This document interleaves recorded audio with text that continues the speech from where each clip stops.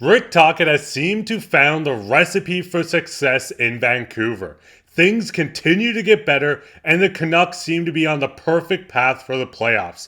I'll get into this later on this episode, but before I start, I just want to say to thousands of you watching that aren't subscribed, if you're enjoying this Canucks content and you never want to miss another episode, make sure to go down, hit that subscribe button. It's completely free, and you can join the community. With that, let's hop straight into the first topic today, which is Canucks find the perfect fits.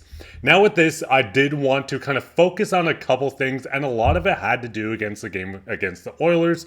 The first thing being the Lindholm, Dakota Joshua, and Connor Garland line.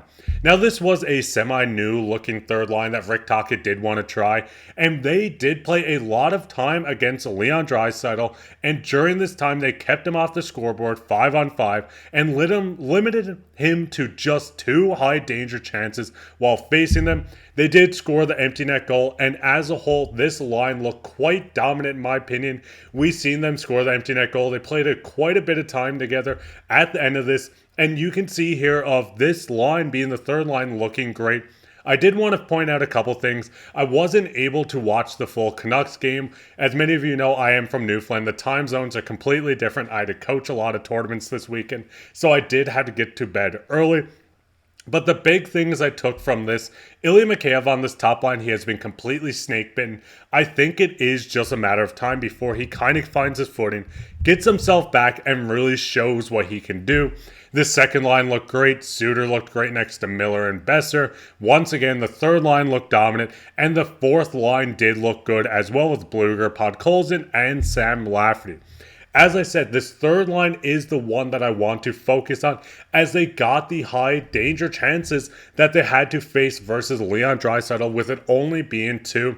Yes, Connor McDavid did not play in this game.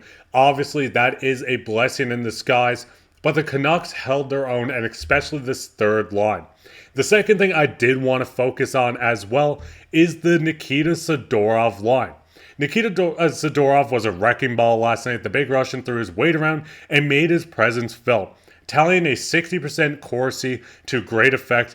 Vancouver had the momentum on their side every time him and Ian Cole were on the ice, holding a 9-4 shot advantage, 9-3 scoring chance differential, and a 5-0 high danger chances differential. Zadorov finished on the team with a goals for percentage with a 84.07. The second best raw goals for of 0.8, along with the second best goals against of 0.14. Not a bad night for the defenseman for sure, and I do want to focus on how good this pairing looked. Obviously, they are stationed on the third line, but I thought as a whole, minus a tiny bit of the Hughes and Hronek line, I do want to touch on this first, on the fact that Hronek's just physicality has been so much better with this team. Hughes, Hronek, even if they have an off night, this is still and I'm not saying Norris candidate. I'm saying he will win the Norris. This is a guy that's going to win the Norris, and Hronek have looked great in the past. They have looked great altogether. They did have an off night. Soucy and Myers looked outstanding together, and once again, when you do look at the Zadorov and Ian Cole pairing, I thought they were phenomenal. Like I said, you can look at the Corsi percentage, the goals for percentage, goals against, expected goals for. They looked outstanding. There is no way of looking at this and saying, hey, they didn't look good. Everything about this Canucks team did look good. Yes, like I said, there was no Connor McDavid. I'm not doing a post-game recap. I'm just saying Rick Tocchet has found things that work. I think this is what you need to go into the playoffs with. We've seen Tocchet talk on how they need to run 4 lines. Depth wins the playoffs, and this is what the best depth of the Canucks forwards will look like. I think Lindholm's looked great since he came back, and like I said, minus Mikheyev, who is just snake bitten, this Canucks team looks deadly. On defense, it's the exact same thing. You have depth at every position. You have Soucy, who has been locked down for the Canucks. You have Hughes, who will win the Norris. And like I've talked about this third period, they've looked outstanding. The big thing I wanted to focus on and just kind of show as well, sorry Oilers fans, if you're watching this, I'm actually not sorry at all. But this is the Canucks season against the Edmonton Oilers. They've been completely dominant against them, and it just shows on the 3-1 win. just on April 13th and starting the season October 11th with the big 8-1 win against the Edmonton Oilers as well. So what's your guys' thoughts on all this? Do you think Tocchet has found the perfect pairings? Is there something you want changed? Is there someone you want moved throughout the lineup? I know everyone loves the JT Miller, Connor Garland, and Dakota Joshua line, but I do think they elevate Lindholm's game, which will be big for the Canucks in the second half, in the playoffs, which is not the second half. It is a total different beast. But with that, I want to hop straight into the second topic today, which are Canucks have been dominated. Now, when you do look at this, I know a lot of people have kind of spoke on how the Canucks struggled a tiny bit. They haven't had Demko. But if you break down the season into 20-game segments, the Canucks have gone in the first 1 to 20 games, 13, 6, and 1 for 27 points. 21 games to 40, 13, 5, and 2 for 28 points. 41 to 60 games, 12, 5, and 3 for another 27 points. And once again, right at the end, 61 to 80, which was the 80th game against the Edmonton Oilers, 11, 6, and 3. The biggest things I want to point out about this in the 20-game sample size is the fact that they've only lost 6 games. Yes, they've lost a couple overtimes. They have got points for this, but how dominant they've been in just securing points, winning more games than losing more. The big thing is they've been without Demko. They lost Lindholm for a few games. They've lost Dakota Joshua. The team has dealt with injuries. Carson Soucy's another name, but they still consistently have won and shown that they can stay consistent. The big thing with this is until they lost 4 in a row in mid-February, the Canucks had lost back-to-back games in regulation only twice through the first 55 games they played.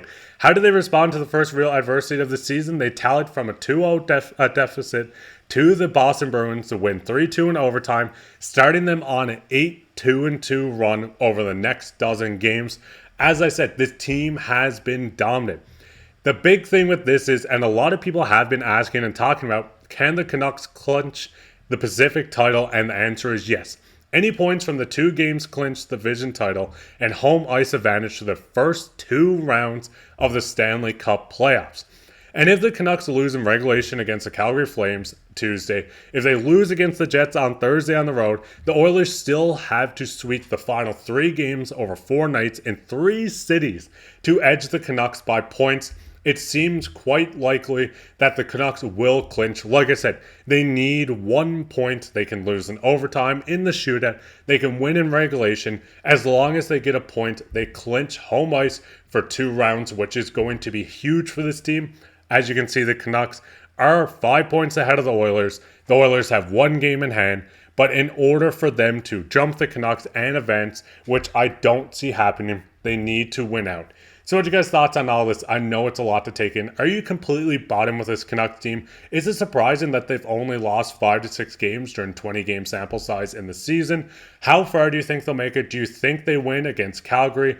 What's your thoughts on all this? I know it's a lot, like I said. But with that, let's hop straight into the second topic today, which is comment of the day. The comment of the day today comes from Kempener Canucks. He says, good video. 8x8 is way too much in my opinion. Sign and trade him if he wants that. Now, obviously, I'm sure everyone here watching this knows Kempener Canucks. I was actually on a live stream with him just a few days ago. I love this guy. He's great. He knows everything about the Canucks. And honestly, if you haven't checked him out, I highly recommend going down, searching him, watching his live streams, watching his videos. I'm going to have him on sometime very soon, so keep an eye out for that. And if you want to be featured on the next episode of Canucks Digest, make sure to go down and leave a comment. Let me know your favorite player. Let me know anything you want, and I'll try my best to respond to it, and you might be featured. Well, that'll be it for this episode of Canucks Digest. If you enjoyed this episode, make sure to leave a like, comment, subscribe, share this with your friends, and that'll be it, and take care.